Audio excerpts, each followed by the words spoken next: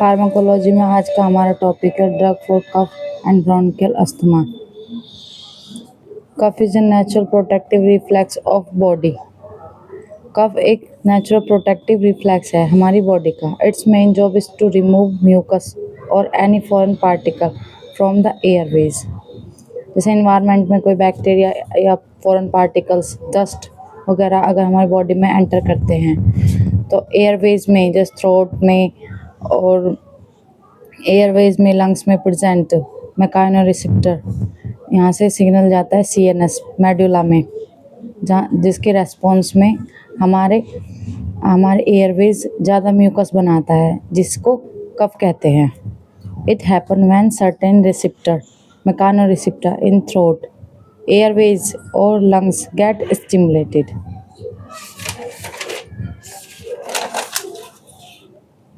पढ़ते हैं इसका क्लासिफिकेशन। ड्रग फॉर कफ, पहला है फारेंगल डिमलसेंट। डिमलसेंट्स होते हैं जो थ्रोट को सूद करते हैं और इरिटेशन कम करते हैं।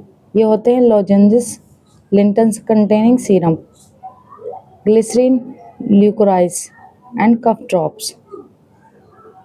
दूसरी कैटेगरी है एक्सपेक्टोरेंट, जिसको म्यूकोकाइनेटिक्स भी कहते हैं। एक्सपेक्टोरेंट होते हैं जो कफ को बॉडी से बाहर निकालने में हेल्प करते हैं।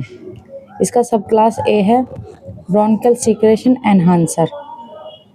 Sodium potassium citrate, potassium iodide, balsam of tolu, vasaka, ammonium chloride. इसमें sodium potassium citrate, potassium iodide और अमोनियम क्लोराइड ये ज़्यादा पॉपुलर है।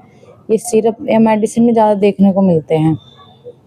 बी सब क्लास है mucolytics, bromhexine, ambroxol, acetylcysteine, carbocisteine.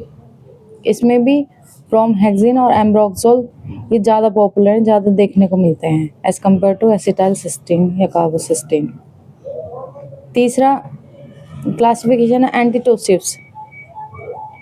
एंटीटोसिव जिनको कफ सेंटर सप्रेसेंट बोलते हैं, ये सीएनएस पे वर्क करते हैं। सीएनएस से सिग्नल आता है और लंग्स में कफ ज़्यादा बनता है, उसको सप्रेस करता है। इसका सब क्लास ए है ओपोइड्स। ये होते हैं कोडिन, फोलकोडिन, इथाइल मॉर्फिन, ओपोइड्स।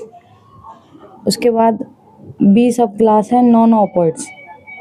इसमें है नोस्कैपिन, डेक्स्ट्रोमेथोर्फिन, क्लोरफिनडाइनॉल। इसमें भी डेक्स्ट्रोमेथोर्फिन बहुत पॉपुलर है, ज़्यादातर सिरपों में देखने को मिलती है। सब क्लास सी है एंटीहिस्टामिन्स। एंटीहिस्टामिन खासकर ड्राई कफ में यूज़ होते हैं और एलर्जी कफ में। ये एंटीकोलर्जिक एक्शन होता है इनका। इसमें होते हैं क्लोरफिनरामिन, डाइफिनहाइड्रामिन, प्रोमिथाजिन। डी है पेरिपेरली एक्टिंग, प्रीनॉक्सडाइजिन। फोर्थ क्लासिफिकेशन है एडजुवेंट एंटीटोसिव्स, जो ब्रोंकियल डायलेटर होते हैं। ब्रोंकियल डायलेटर वो होते हैं जो एयरवेज जो कॉन्स्ट्रिक्ट हो जाता है उसको थोड़ा डायलेट करते हैं, जिससे ब्रीदिंग ईजी हो। ब्रीदिंग प्रॉब्लम खासकर जो ओल्ड एज के पर्सन होते हैं उनमें और छोटे बच्चों में ज़्यादा होती है। इसके ड्रग हैं साल्बुटामोल और टर्बिटालिन।